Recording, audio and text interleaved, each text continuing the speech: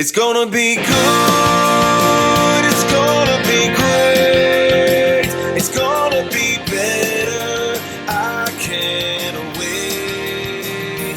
Making my move, live for the day, sing like a bird, fly like a plane. Come spill with me, Jenny D.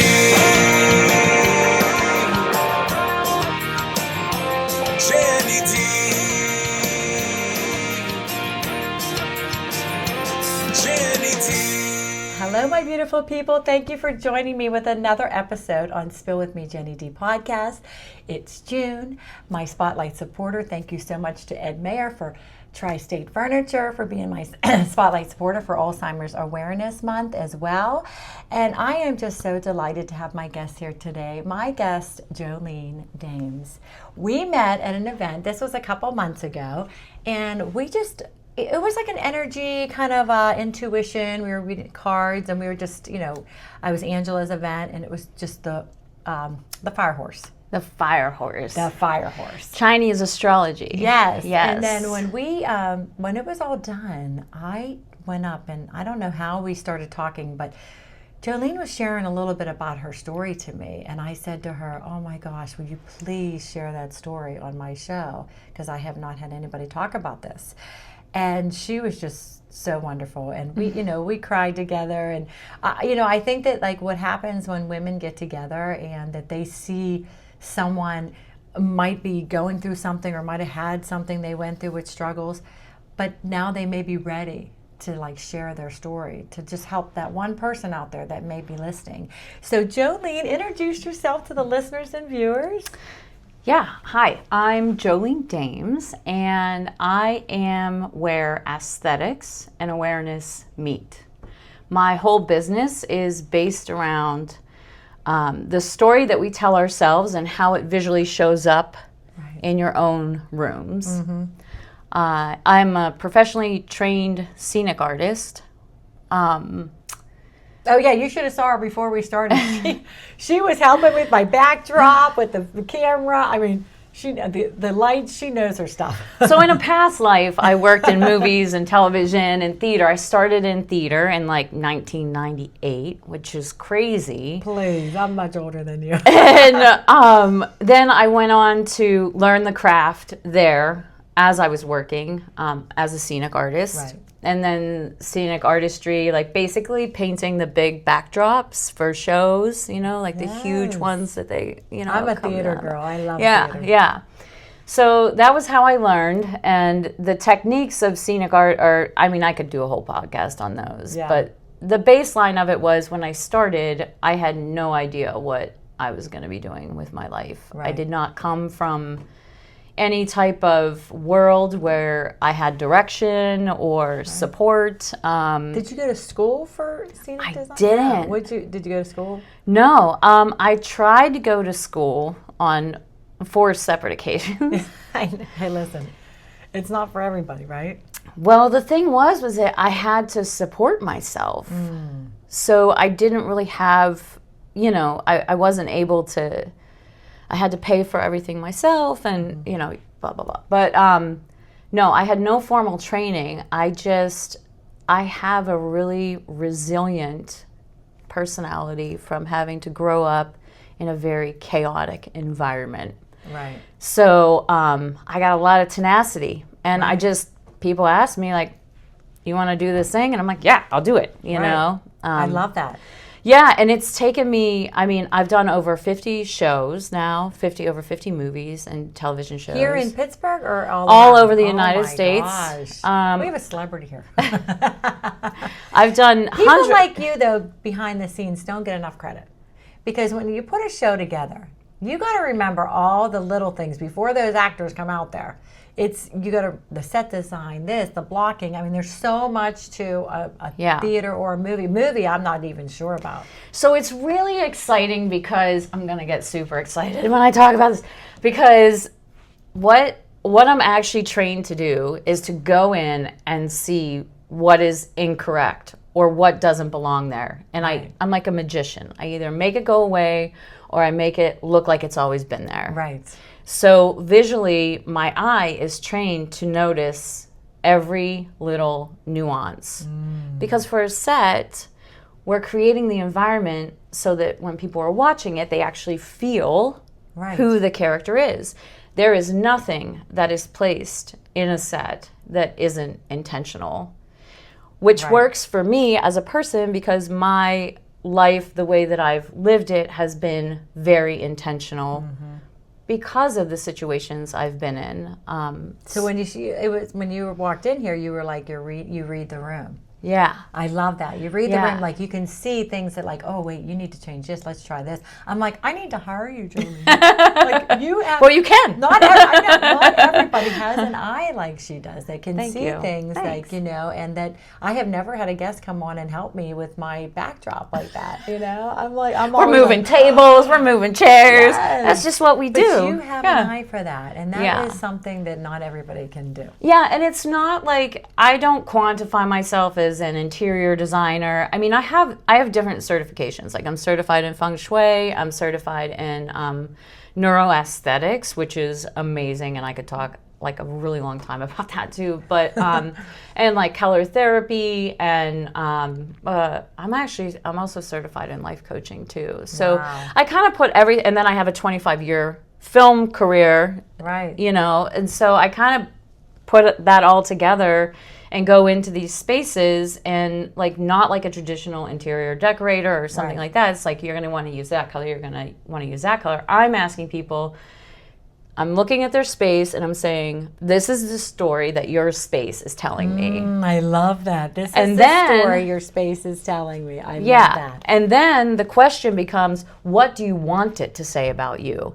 Because I build visual worlds. So let's recreate the story of who you are. Because if it's not matching up to you, your environment is going to tell me, with all these trainings and things and being on set for over 25 years, I'm going to be able to see without so much as a conversation what's happening in there. So much like I say it like this, and it's, you can have your own feelings about tarot readings or like whatever like that, or like any kind of card readings or oracle or whatever. But I mean, we have intuition. Right. I just have a very keen intuition, and it's completely visual.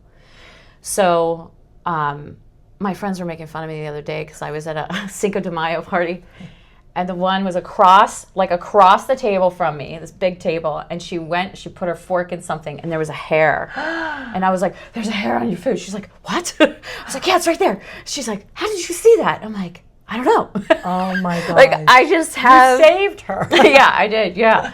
But That's not a good thing to respond to. No. But I just have this, I can just see, because I have to be able to see that when I'm working on a set and we're filming, because I'm the last, visual defense against the cohesiveness of what's being presented. If that totally understand that. And if you are a theater person or a movie, you do notice. Like I look at everything when I'm watching a movie or theater or some performance, because you have to notice what's in the back. And sometimes I've been to places where I can see the people behind the scenes like waiting to come on. Yeah. And I'm like, you shouldn't see that. No, this doesn't look professional enough. But here's the really exciting part about it. So the really exciting part about it is that once I've worked with people, or you've worked like this, once you see something, you can't unsee it. So we spend all this time like, I need to fix this, and I have to alter this, and I have to do that, and this is the next thing. But like really, the awareness of seeing what's incorrect is the answer. You don't have to do any more work after that. Right. And then once you see it, you can't unsee it. So then what happens is when they walk into another room of their house, guess what? They notice something different that they never noticed before. And that's just how we open and expand and open and expand. And changing our environment is so huge. And I learned that a very, very long time ago. And I am no stranger to having to transform again and again and again, because I've suffered some great losses in my life. Yes. Yeah. And Jolene, it's up to you if you want to share, of what happened with your husband. Yeah. So my husband, died 10 years ago. Must have been 10 years. It'll be 10 years this year. Okay. Yeah, it's crazy how fast. Sometimes it feels like 10 seconds, right. And sometimes it feels like 10,000 years ago. Like, did I even have that life? It's so bizarre.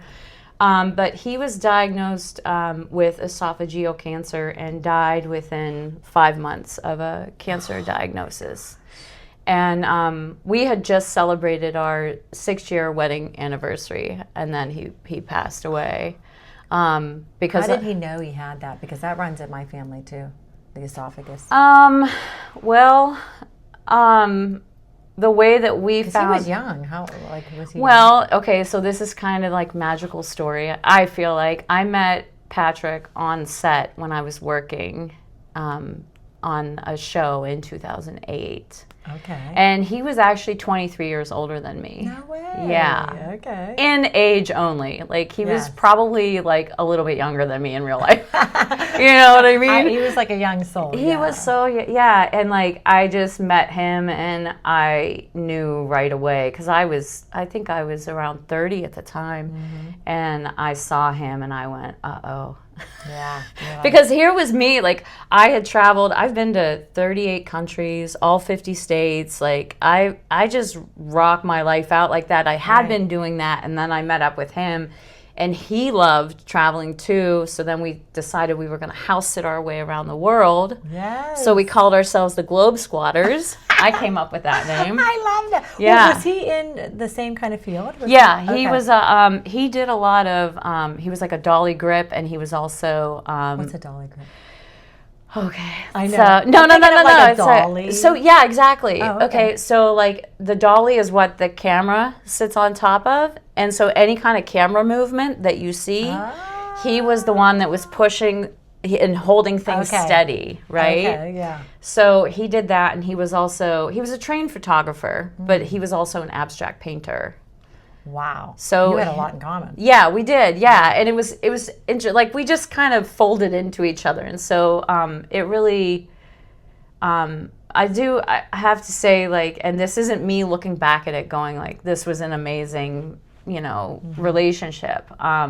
He changed the whole trajectory of my life. Right. Like the magic that we existed in, like we could just read each other's minds, and like it was just uncanny connection. You were meant to meet. Yeah. You were meant to be with each other, yeah. Yeah. And I knew it. I knew it the first night that I met him. I know people say that, but I literally heard like my intuition tell me that you're going to be with this man when he leaves this earth. That was what, and I wrote it in my journal that night. So I have actual evidence. What? I am not making that up.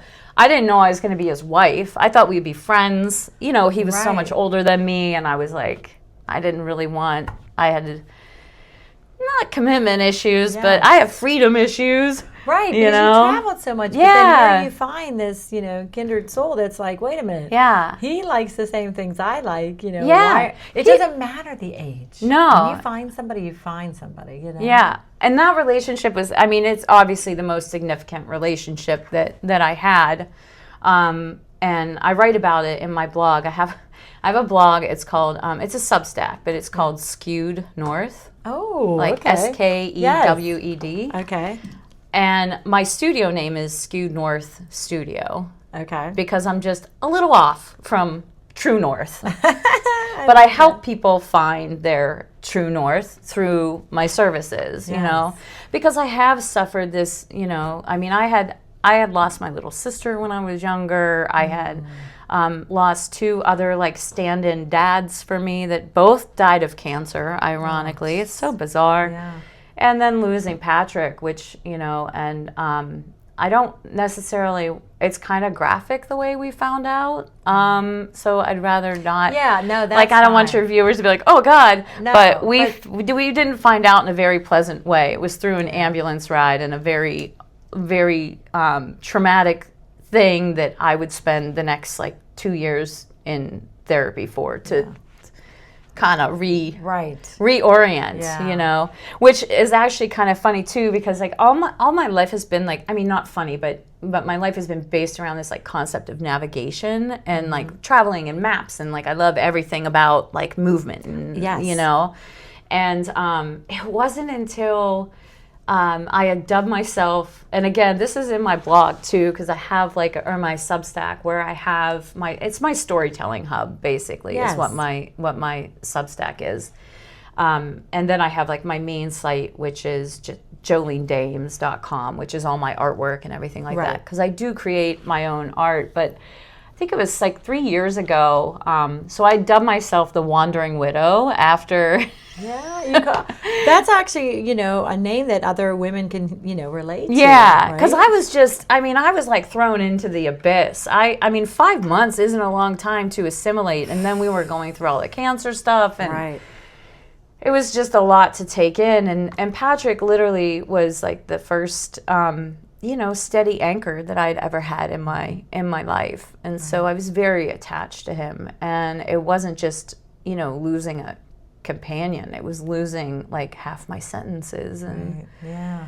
you know, like, Right. yeah. But And you know, with you, how when you talk about like energy, you know, like, don't you feel like he's still here? oh my gosh, Right. I could tell you, okay, this is on my Substack too, but I described, before Patrick had passed away, I was asked to do this write-up, and I had described us like a zipper.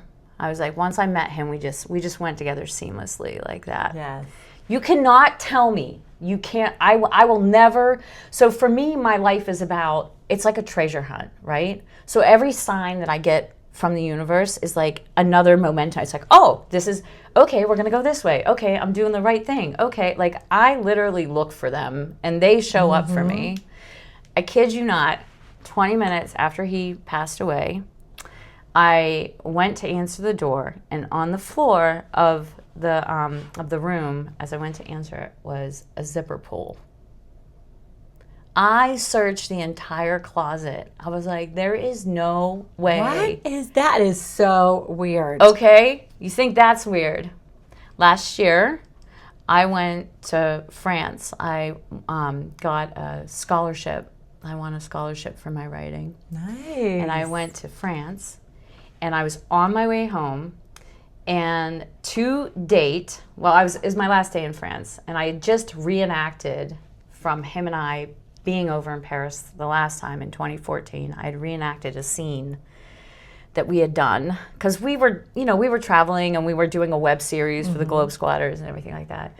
And I'm getting ahead of myself, but I'm so excited when I tell this story. And it is all in my blog, but it's important because I feel like people think people leave us, and they don't. They're literally like, everything is right there for you. Right. Like, I really do believe that. And so I just reenacted this scene, and I had my friend taking these photos because this pigeon had pooped in my hair in 2014, and it was disgusting. And Patrick had taken all these like pictures and videos of me like It's actually freaking good luck out. when they do that. That's what he said, yeah. And so I was like, I got to reenact this because I'm back here for the first time in, you know, like 10 years.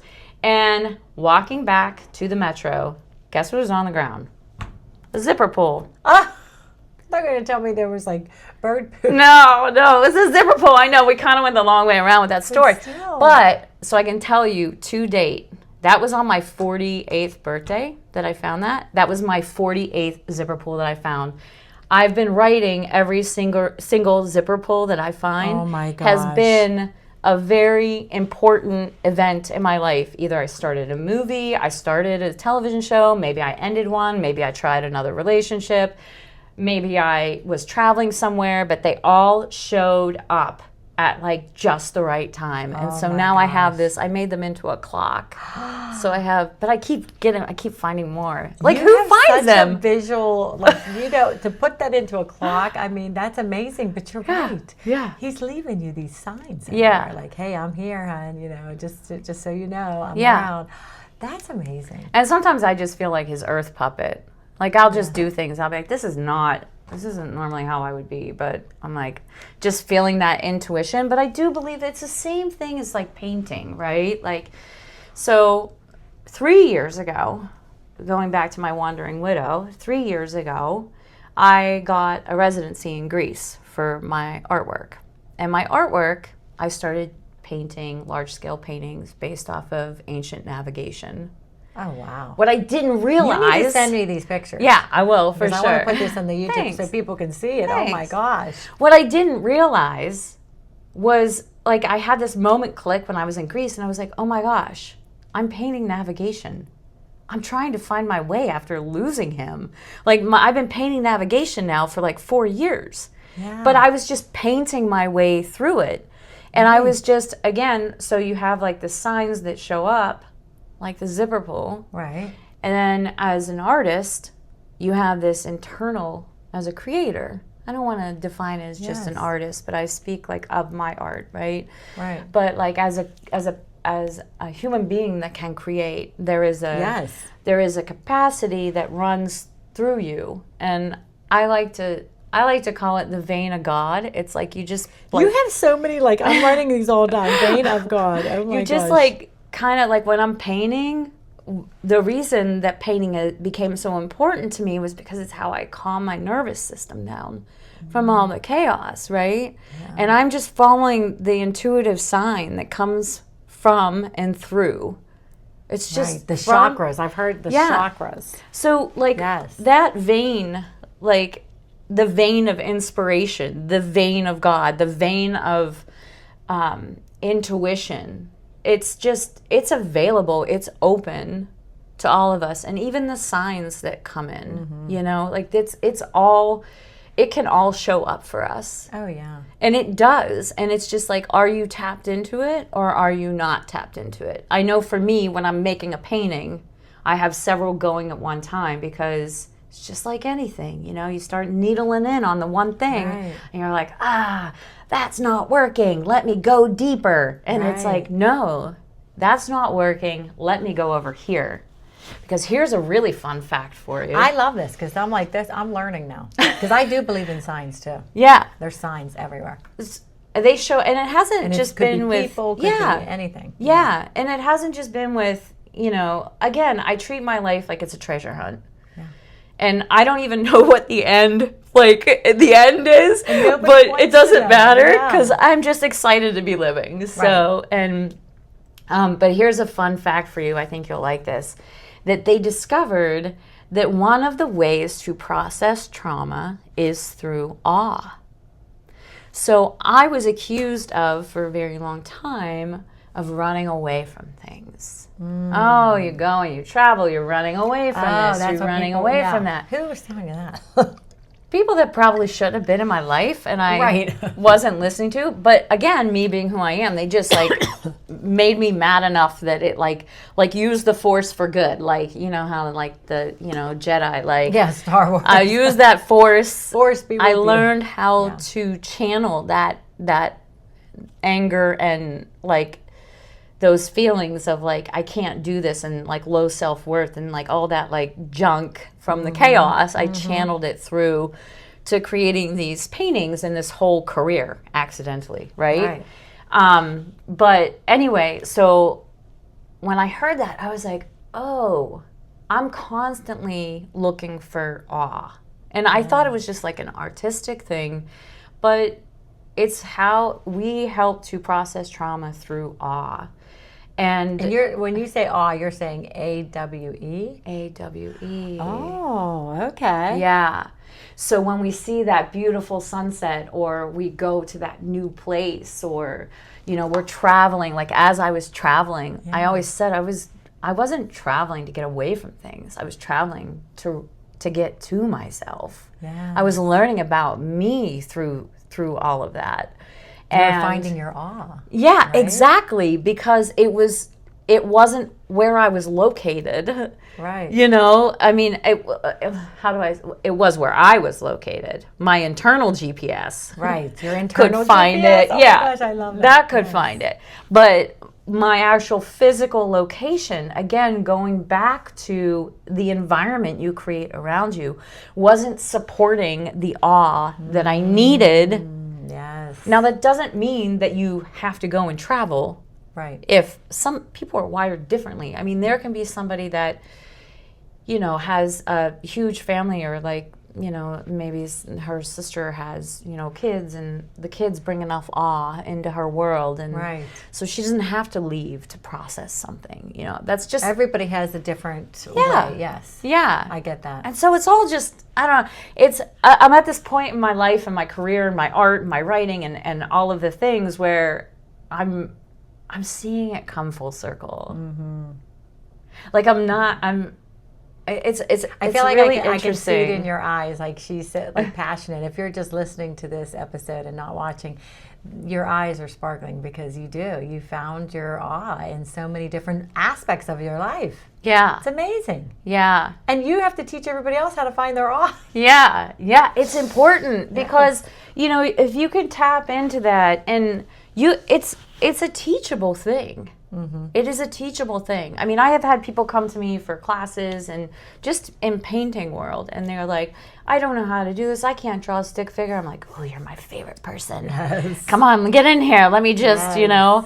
So, and actually, I should just put this in here that I just recently got a bigger painting studio, which I'm really excited about. Because Where is that located? It's over at in McKees Rocks. McKees Rocks. Yeah. Okay. So north-ish of Pittsburgh. Yes. Yeah. And So you have a studio, like people could come to your Yeah. studio and buy your paintings, Yeah. or just come and look. come and paint. Like I do classes, I do workshops, I do. Nice. We should have did that Yeah. for the episode. Oh, I didn't even think of that. And I'm not a very good painter. We could do it next time. See, so that would be a good. I know. That would be a good live thing to do, maybe. Like I don't know. scrapbooked and I would just slap stuff on there and just put, and my friend would be like, because she's like interior design and she'd Yeah. be putting on, she would take like 2 hours to do one page and I'd be like, I got 5 pages done.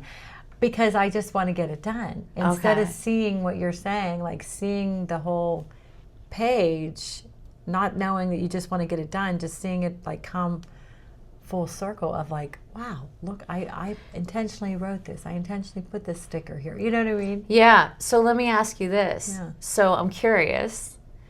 You said you just want to get it done, but why?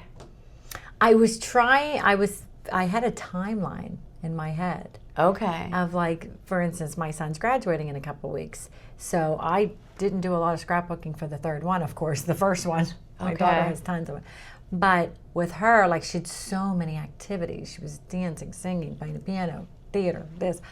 So I was trying to get everything, done. So it was more of a time crunch as Yes, opposed it to was like a a time creative, crunch, yes, like, yeah. I just need to get this done. It was like I didn't allow myself enough time to do this in the way that I Right. wanted to do. But it was very So- therapy. Like it was a good therapy for me to Yeah. relax and not have to think about anything else going on in the world except doing this page with pictures. That's the beauty of creating. That's the beauty of movies. When I'm on a set and the whole world is burning down around me, I'm focused on that Yes. one little piece of paper that I have to draw a face on, and it's got to be seen to camera. Like everything else just goes away. There's a really, really interesting documentary on Amazon. Yeah, what's it Amazon Prime, and it's called Perception Deception.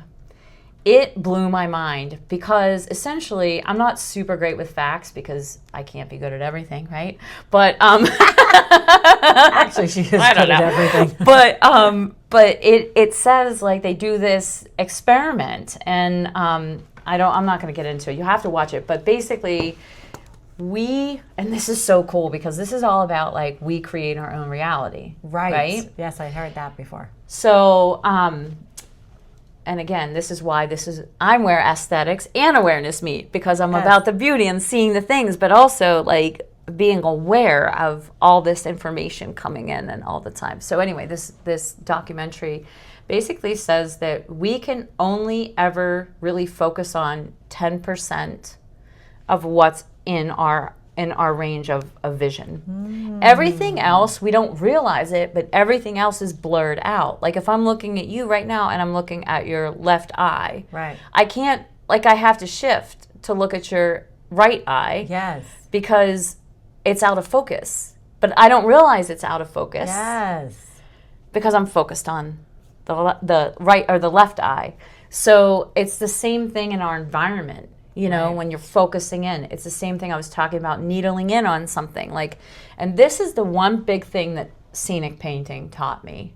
Perspective. We paint everything that has to be seen from 40 feet away. Oh, right. 30 feet away. Because there's people up in the balcony or Yeah. So if you're painting a giant backdrop, like the biggest thing I ever painted was 68 feet by 48 feet. Oh, jeez. If I had focused on one 8 by 10 spot on that drop, Yeah. that would have been stupid. Like I wouldn't have got anything done. Right. And it wouldn't, nobody would have even be able to read it. Like you have to, and it's just like life. You have to pan out. You have to zoom out. You have to pan out. I love that, Jolene. You have to, because pan out. yeah, that perspective, when you're so close in on something, and this is why we need each other. This is why I go into people's houses. This is why you talk to the people you talk to probably too, because I'm sitting here just like blah, blah, blah, blah, blah, talking about all this stuff. And you're zooming in on what I'm saying, and then you're coming back out and you're giving me a broader Yes. that I don't is have so for true. myself. Right, because we see each other in different kind of ways, perspectives, like you said. Yeah. It's, because this is the first time Jolene and I are sitting down talking. Like, we only met one time, so we Right. really didn't get each other's story. But I was just, like, so intrigued by you because I knew what you've come from and what you're doing and stuff is just amazing. But it's so true. When I was just, like, listening, because what I've really learned about doing this podcast is listening. Is listening to my guest, being in the moment, and concentrating on what they're all about and what they're doing. Sometimes people will ask me, I just had a kid yesterday, he's MMA fighting, and I had a guest on a couple years ago, and he said, well, where was his thing? I go, I don't remember. Right. I said, because in the moment, I was so, I got everything, in, like you said, everything was in my brain. I was so focused. I knew everything then and there. But like after like a year or two, I don't remember everything that we talked about. Right. I just knew bits and pieces of it. Right. Do you know what that tells me about you? What? That tells me that you're present. Yes, I am. You're not just recording. I'm a day by day kind of person. Yeah. My husband is the opposite. Like he's like, what are we going to be doing in 2 years? Like, I can't look at that. Yeah. I just can't. I got to be right here, right now. Yeah. I was never like that though before. Before I started this, I did a talk. Not that I'm going to talk about me, but I did a talk. I don't mind you talking about you. She's interviewed me. We can swap it out. I don't know. This sounds like fun. No, I say in this speech that I did for this Women in Leadership that I was a bystander in my own life. I was watching my life because my kids were in activities and I was running here and I was like the taxi driver, making food, doing the laundry, doing all that stuff. And I was not living my life. I was living everybody else's. Does that make sense? Yeah. No, it makes a lot of sense. And it's interesting that you say that because I was just talking to a friend of mine the other day. He had come over. He's a great photographer, and he had come over to help me photograph my late husband's 198 canvas paintings that I still have. Oh my it's like such volumes of work between the two of us. Yes. Anyway, and he was telling me about his wife and how she, both of their daughters just left home. And I was like, wow, what you're really speaking to is grief, which I know a lot about. And I was like, you're grieving. Mm-hmm. You're grieving the family that was once there. She's grieving the person. I say grieving. I really don't like that word. Like I really. When people say empty nesters. And yeah, stuff like that. yeah. But I mean, it's a loss of identity. It's a different chapter, yeah. So I'm writing a memoir too. Of course. Jesus. I know. I can't keep up with her. But you are amazing. You have so much going on. I tell people they're like, how do you spin so many plates? I'm like, I don't. I have a platter, and it has a Lazy Susan on it. And I have all my projects on there, and I have to rotate because we are not created in one singular, I am made up of a component of all the things. Like, I am a cumulative collection of all of the things that I have experienced. And so my platter is just one. Right. It's a Lazy Susan. Yes. And I can pull. And it's full. Yeah. But I like it that way. And I don't mind that I have 5 different things. And like, I'm never going to be done. Right. This is who I am. Exactly. And like you said, our story, I don't have, like I always say that, the chapters in our lives that we go through, like, I don't know the end of my story. We don't know Right. the end of our stories, Right. but we have to like live in that moment of just, have those projects, have things going on, keep yourself busy, your mind busy, and that's what has you going through life, Yeah. and just waking up every day and saying, what, it's going to be a good day. It's going to be a good day. Yeah, because I can tell you, there was plenty of times where, like, I just woke up and I put on my, bootstraps till they were thigh highs. It was just like, I can't do anymore. Like, I just felt so, it was just, there was just so much. But going back to speaking to what you were saying, there's this, and you were saying, I can't remember how you just like put you're it. like a bystander, like you Yeah. feel like you're not living your life. I think as moms, especially my generation, it was like you stay at home and you I had a career, but Yeah. I chose, my husband traveled, so I chose to stay home with the kids. At first I was kicking and screaming. I thought, hey, wait a minute here, I went to college, I want to get into broadcasting, I want to do my thing. But then I realized, okay, this is my role. You kind of, you don't plan your life, but it kind of like things happen. I can't change what happened, but I did enjoy being with them and being at all their events and, Of course. Yeah. But Yeah. it's just sometimes I look back and I think, oh, wait a second, I didn't put myself first. Right. So the conversation that I was having, with my friend and about what was happening in their life, I was like, what you're speaking to is like, like I said, I'm writing a memoir. One of the lines is, at 9:45 I was a wife, and at 9:46 I was a widow. Mm-hmm. Those are two different identities. And just to push it a little bit further, you were saying, I don't know, how did you say it? I don't know how my story ends, or I don't know. I don't know the next chapter. The next chapter, right. You're just living. Right. So the way that I've interpreted that in my life is like, I am now a new version of myself. Mm-hmm. I don't know that version that I was anymore. Yes. And, it's like that, I watched those versions of me fall away, and I have things documented, in written form, and also like through my art, like you can see the transition. Mm-hmm. And it's like when I sat down here and I said, sometimes it feels like 10 seconds, sometimes it feels like 10,000 years. Right. Like, the only version I know of myself right now is Jolene Dames sitting here talking to you. Right. Because one of my favorite lines in a song, one of my favorites, is, people change the moment they walk away.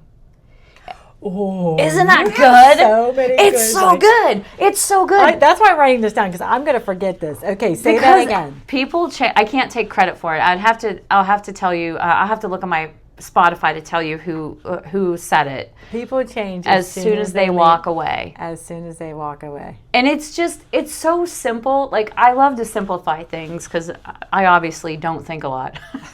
You're so but like, just that concept. No, you think a lot. That's your thing. Like you have a lot of thoughts and things. Like, you see things, like you said. Yeah. You walk in a room and you notice things. Yeah. I'm starting to get there now, because doing this show, I can see if somebody's having a bad day. Like, I can read that, because when they come and sit down with me, I can see body language, I can see the way people are, and I'm like, I'll be out at like a restaurant, I'm like, oh my gosh, like, are you okay? And then they're like, they start coming. Yeah. Because I can feel the way they're feeling. Because you're tuning in. You're tuning into it. Like, the Jenny that would have sat down here 5 years ago is not the same version. You do not have the same identity. You could not have put the energy into this that you are able to put into it now, because of the version that you had decided to be. Yes. When your husband was traveling, you decided, right, I'm going to do that.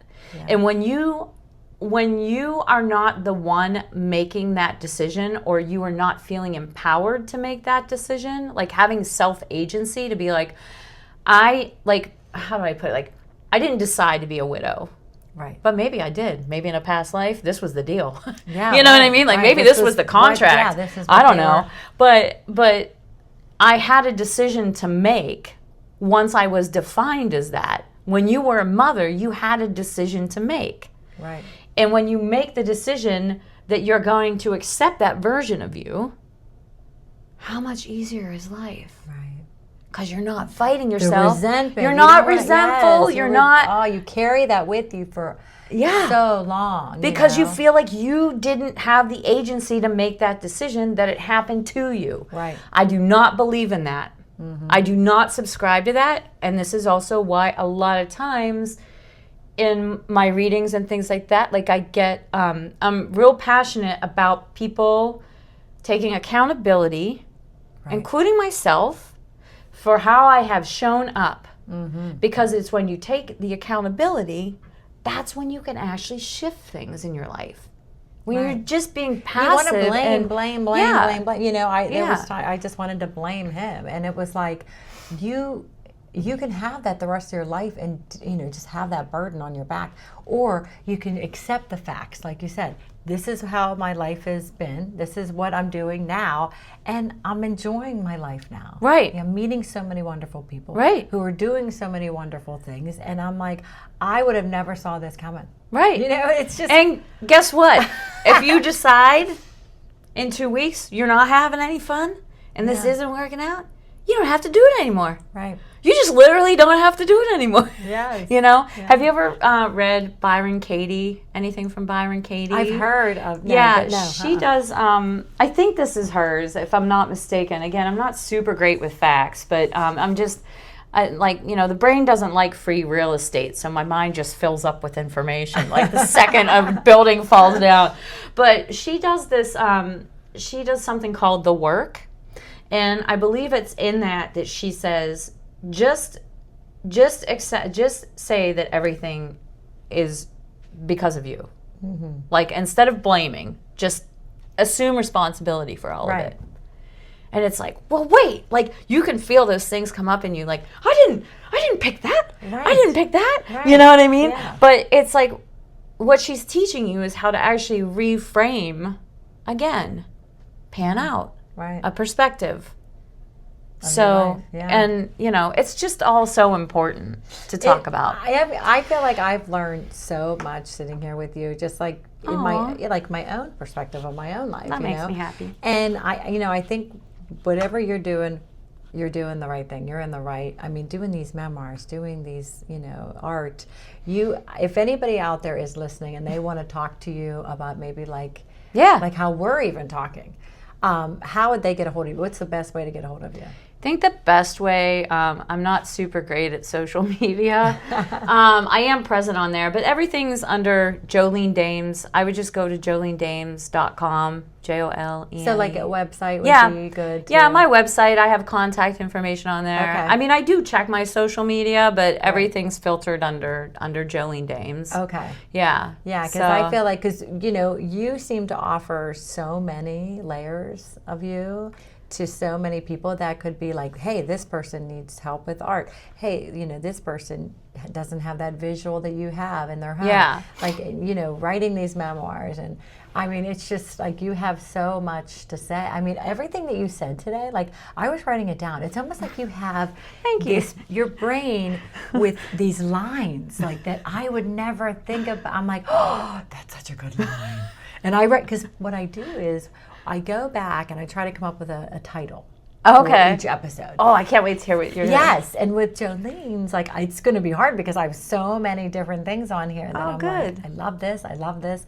So it is going to be a hard one, but I just enjoyed just sitting here with you. Thanks, I enjoyed it just too. getting to know you. Is there anything that we didn't talk about that you want to talk to the listeners about? I mean, I just love where you're at, Good Jolene. question. Thanks.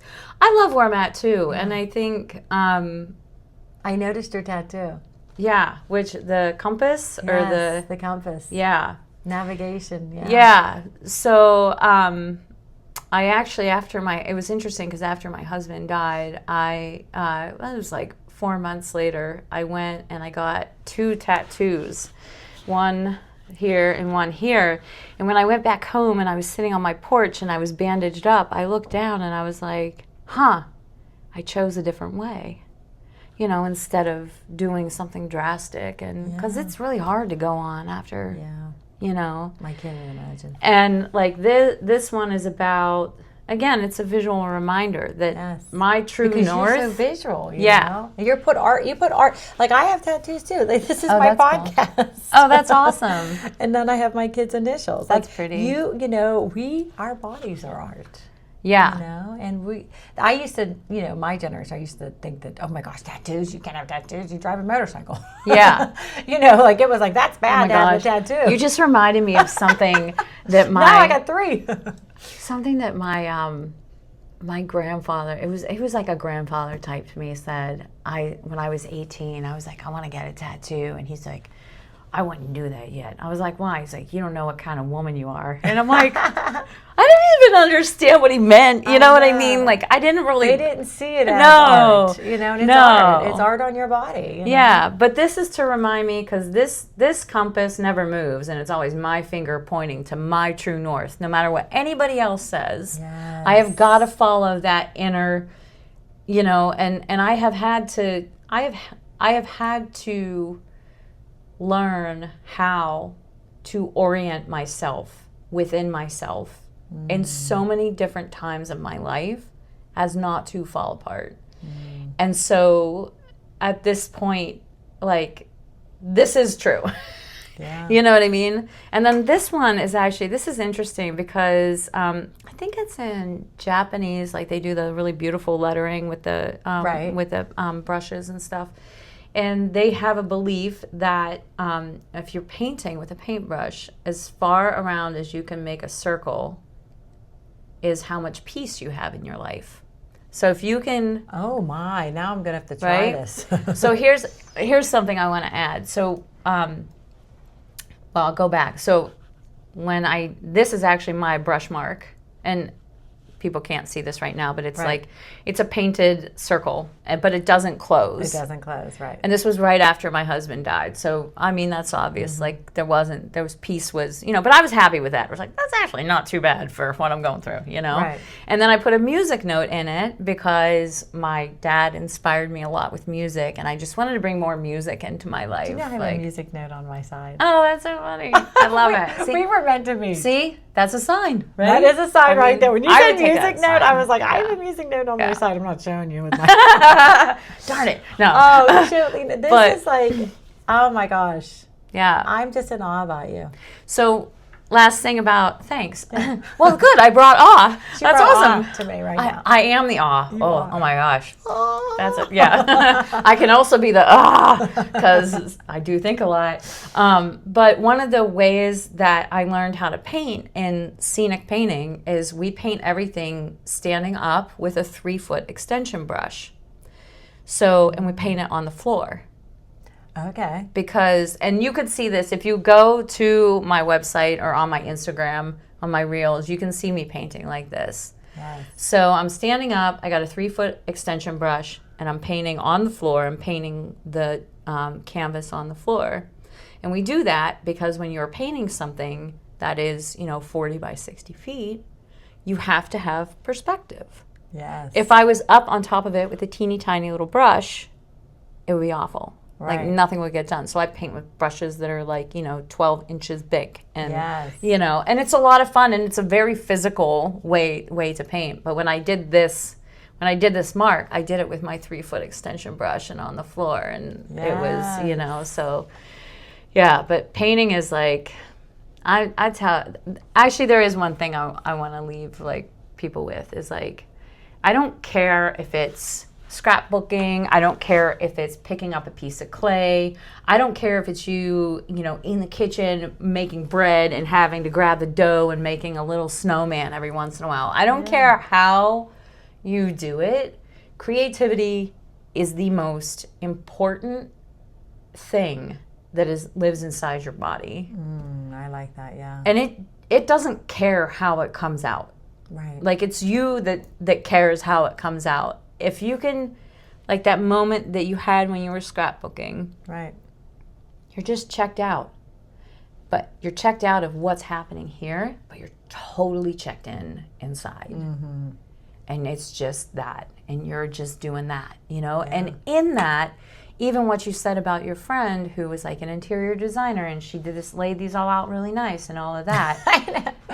And how you responded to that and how you viewed what she did up against what you did tells me a lot about how you move through your life. And creativity can teach us that.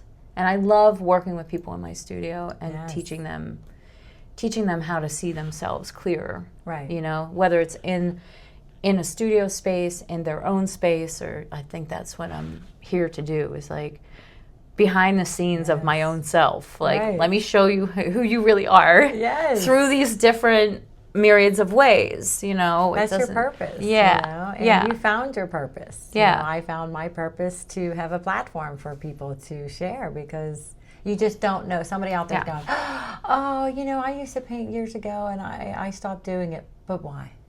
Yeah. You know? Well, and then that raises another question. It's like, you know, are you too busy? We're always denying yourself. Yeah. Like, I mean, I'm not going to say, I also know that we go through, like, the more I process my own trauma, the less writing that I needed to do, the less painting that I needed to do for a little while. It shifted because that new version of who I was needed time to assimilate. Oh, yes. Yeah. You know? Right. And so that expectation, I mean, I can remember, oh my God, Jenny, I can remember, it's so funny because I was just looking at some pictures the other day of like my very first portfolio, and I'm like, oh my God, these are shameful. You know, because I had an image in my head, but I couldn't put it on like paper. Right. You know? And it would get so frustrating to me. And I just kind of given up, and then I went into this career, and then I came back to painting like right around the time that my husband got sick. And so I started painting his photographs. And so it was inspiring to me, and he liked to see his artwork really big, or his photos really big. But anyway, like that whole, you know, I lost my train of thought because I was thinking about the one painting that I did that I really like. Yeah, but totally, because you're talking about like creativity. Like we all have it within us. Yeah. You know, and it comes in different parts in our lives, and sometimes what motivates us to create is something you wouldn't even think about, you know, and you're still doing it. Right. Know? And it's just shifting and it's changing, and I'm not resisting it. Yes. You know, don't resist it, people. And that can be the decision you make today. Yes. Just decide not to resist your own creativity. I love that. And how it wants to show up. Yes, exactly. You know? Oh my gosh, Jolene, thank you so much. Thank you for coming here, Thank you. for talking about your story, for teaching me a lot, and just, you know, sitting here listening to all the things that you're doing. And, you know, she's just, if you want to see her stuff, you want to go on her website, I'll have all the information below. Jolene Dames. I mean, she's doing a lot. Thanks, Jenny. And I'm just so excited that I met her. Thank you so much for joining us with another episode on Spill With Me, Jenny D. Take care. Come spill with me. Come spill with me.